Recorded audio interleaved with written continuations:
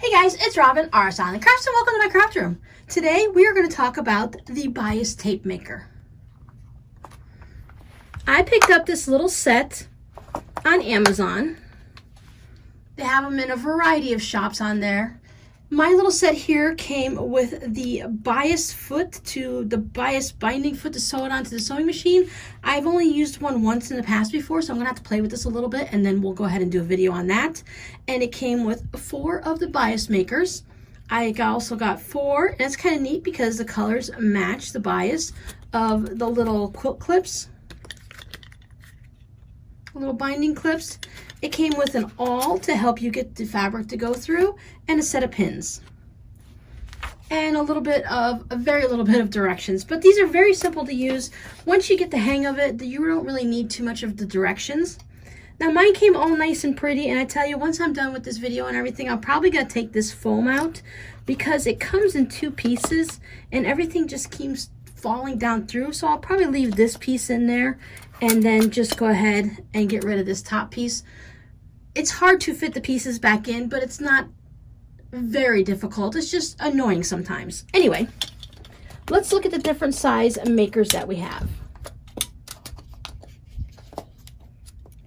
I really love that they come all color coordinated: green, yellow, red, and blue. And on the back, it says, like this one's 6 millimeters. I wrote on it with a Sharpie that it's 1/4 inch, and that's the size that it comes out here. This one is 12 millimeters. You kind of have to wiggle it to hit the light there, and that's a 1/2 inch. This one is 18 millimeters at 3/4 of an inch, and this one is 25 millimeters, and that's a 1 inch. Now there are a couple more colors that didn't come with this set. There's an orange one that comes in here somewhere, and there's also a black one. If you like to do your binding at 2.5 inches, then that would be the one you need. I haven't been able to find that online. When I look for it, it's sold out on a lot of places or currently not available. And you can find it on eBay, but it tends to run from $45 to $55 just for a little bias binding maker. And that's just a little bit too much. I'm willing to go ahead and just do it the old-fashioned way than to spend that much money on a little tool like this. But I think this has a lot of good range. So depending on, like, if you're doing clothing or purses, or if you're going to be doing some applique, you've got 1 inch, 3/4, 1/2, and 1/4 inch. That's a really good selection. So let's go ahead and look at how to use these. Now the measurements you see on your tools are the measurements of your finished single fold bias binding. They can be straight grain and they can be cut on the bias. They usually just tend to call it a bias strip. So for this one, 1 inch, it's going to come out 1 inch, 3/4, 3/4 of an inch, and so on.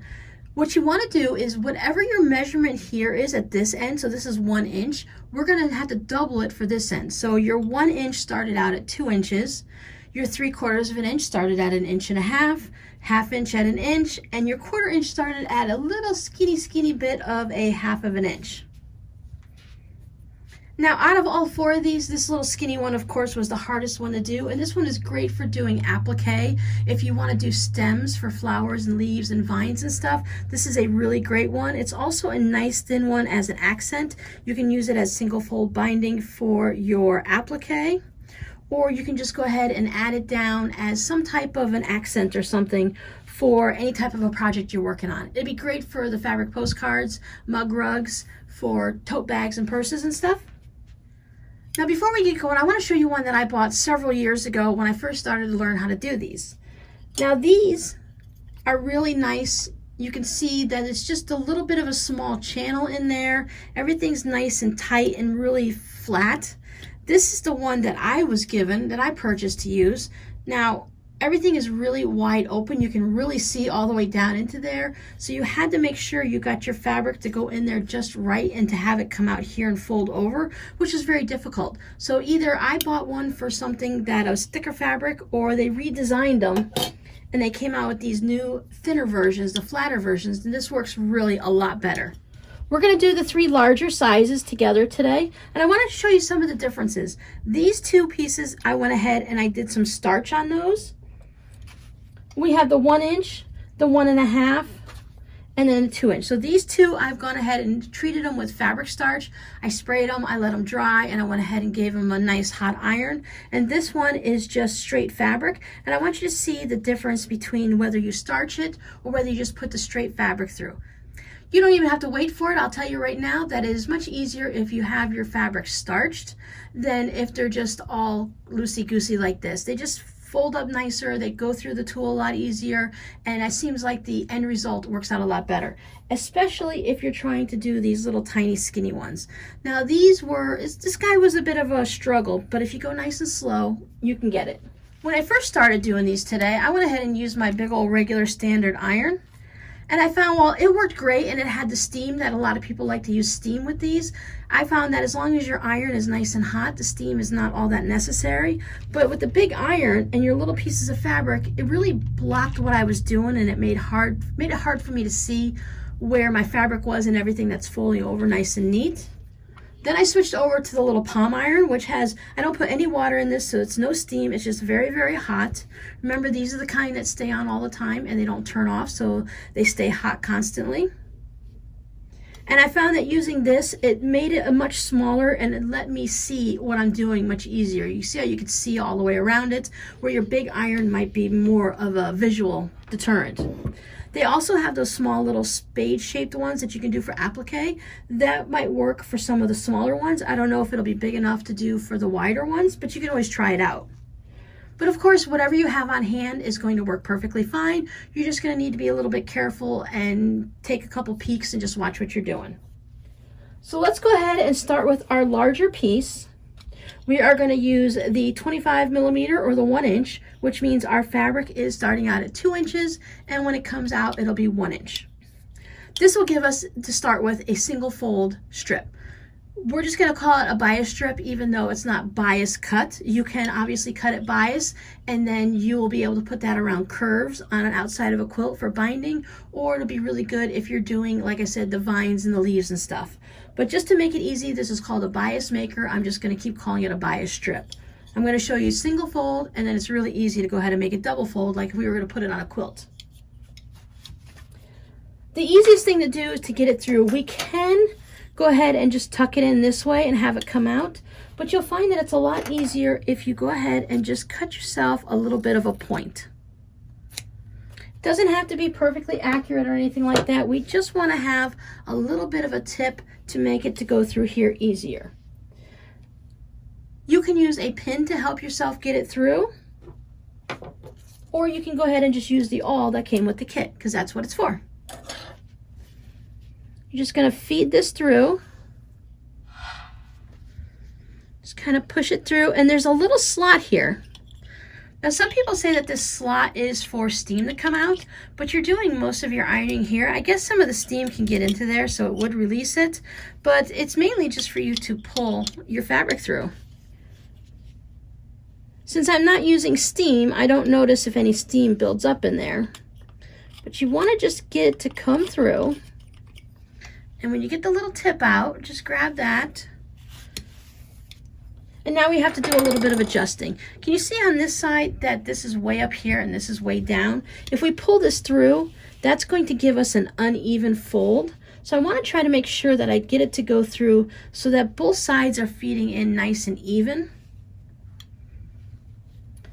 Some people like to put a couple pins to hold this in place. You can do that if you find that it's moving around too much for you, or you can just go ahead and freeform it. I tried both ways. I didn't see that anyone mattered one way or the other to me. They both worked out really well. So we're going to take our iron and we're going to hold it on here just to get it started. Get a little steam if you're using the steam. Keep our handle back because we're going to use that to pull it down, and we don't want that to get hot from the steam. So what you're going to do is simply just hold your iron on here, and you're going to slowly work this back, and as you pull that back, you move your iron. You can pick it up and move it, or you can go ahead and just hold it there and slide it. Now, if you put pins in it, it's easy to hold it there and slide it, but if I slide it now, I tend to move the whole entire thing of fabric. So that would be the benefit of having a pin in there. So let's go ahead and just give it a pin so you guys can see.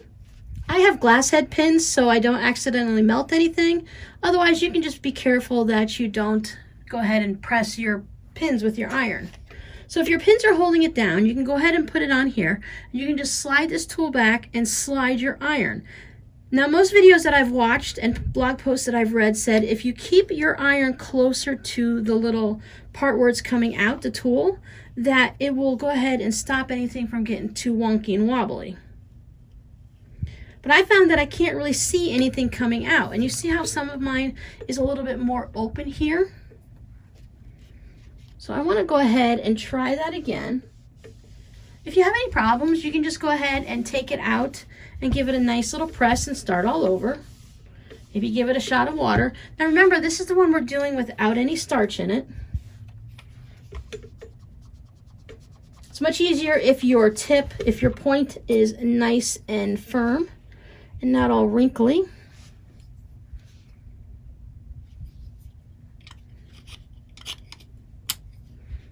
Pull it through. Then just kind of finesse it around so that when you're looking through the back here,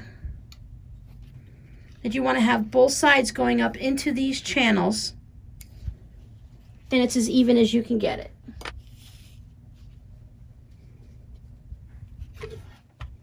Okay, so I'm just going to go ahead and press here, and then I'm going to pull this down. I'm going to lift my iron up and press again. I'm going to pull it a little, and I can see exactly how it's feeding, and I make sure that that little space in the center there is equal all the way through, and I can just keep working my way down. Adjust it at the other end at any time that I have to.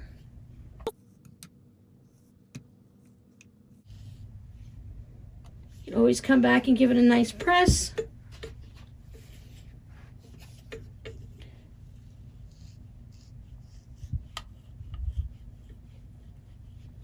All the way to the end.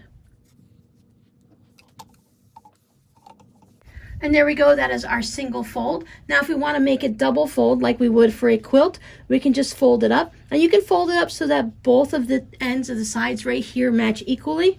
Or you can do it like the store-bought kind, where you have just about like 1/8 of an inch, so that when you wrap it around your quilt, if you're going to be machine quilting it on just like this, then it would go ahead and it'd have that extra on the back for you to catch. So you'd be stitching along the front here, and then you'd have that little bit extra along the back to catch it. At least that's the way I understand it's done. I've never been able to do that.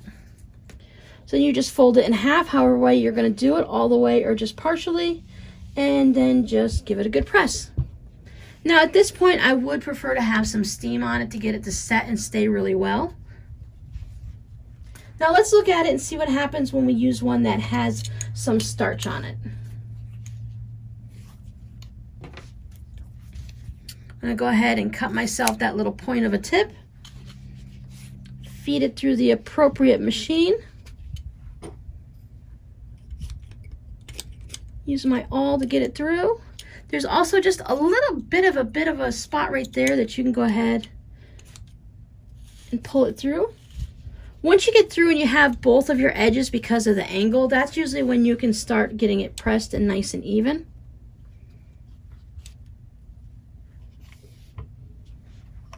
Give it a good press to set it. Now this beginning part, it's going to be because of the angle and everything, we're going to cut that off and not use it. And then I'll just pull this down. See how everything just seems to stay in that one spot better. I don't have much of a gap in the center this time.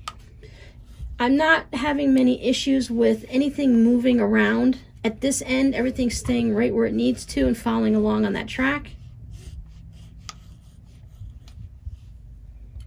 And it's just nice and firm. It doesn't have any of that floppiness that you would with just straight up regular fabric without any starch on it. So then you're all set. You can go ahead and use this to put it on a tote bag, to put it on a zipper pouch. If you want to make some of the binding to go around the top where the zipper goes, you've seen some of those bags that I've made that do that. Or you can fold it over if you need to use it. You can put these, if you cut it on the bias, you can put it around the neckline of a t-shirt. Let's say you just have a pretty white t-shirt but you want to add a little bit of a pop of color to it. So you could take, this happens to be kiwis and strawberries, but you can cut it on the bias and you could put it around the neckline instead of a regular old bias strip of t-shirt material, and this would go around and it would add that extra color to it. Now, of course, you'd probably want to use a piece of knit fabric for that, but if you're putting it on certain things, maybe on, I don't know, maybe on a pocket or something like that, you could probably get away with just using some regular cotton fabric. Once we start getting to the smaller sizes, it does get a little bit more difficult, not hard, a little bit more fiddly to actually go through and get the process going. But this is still going to be much easier than trying to take it the old-fashioned way. If you had this piece of fabric, and this is only a 1/2 inch wide, and you would have to fold in each side to the center. A lot of times we fold it into the center first, give it a good press to get our center crease, and then we bring each edge into the center. That would make it very difficult to do it on this one. And even though this one isn't perfect, it is still a lot better than it would have been if I had done it by hand without using a tool. So a little bit of fiddly and a little bit of time right here is nothing compared to what it's going to take us if we were to do it the standard old-fashioned way. Once again, this one has been starched. Get myself started. Just slide it down. You see how easy it goes.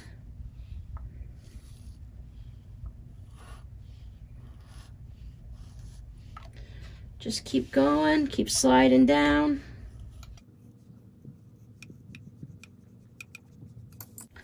There you go. Single fold bias tape. Straight to grain. I feel that these are really easy to go ahead and use. They seem more complicated because when you just get this little bit of directions and you're like, oh no, it just doesn't seem like too much. It's really, you only need this little bit because once you start doing it and you figure out exactly how to get it through, a couple of those little tips and tricks of cutting the end so it has a nice point, go ahead and starch your fabric. It really helps the process through and it makes it so much easier. And I think these new versions are so much better than the old version. It just makes it so much easier to get it through. I had a really difficult, like I said, it was always a very difficult time to get that fabric to stay and go through here and have it feed up through these little channels up there so that it would come out properly.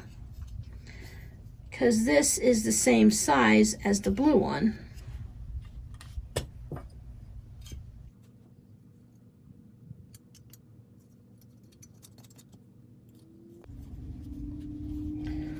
So this one, like I said, it would work the same way. It was just a little bit difficult to keep it. Of course, now since I've already folded it and pressed it, it was just a little bit harder for me to keep it under control and to get it to go through. So if you have one of these older versions and you've struggled for so long, go ahead and spend that little bit extra. You can get these anywhere from $10 to $15 on Amazon. So go ahead and get yourself those new tools to work with. They just make it so much easier. And maybe save these thicker ones if you need to do denim or something, or minky or whatever for some reason like that. But these have worked really well just using the regular quilting cotton. You can go ahead and create your strips for miles and miles in just a matter of a few minutes for any project that you need. So if you have any questions, go ahead and leave them down below in the comments. I hope you enjoyed this video, and I'll see you guys next time. Bye.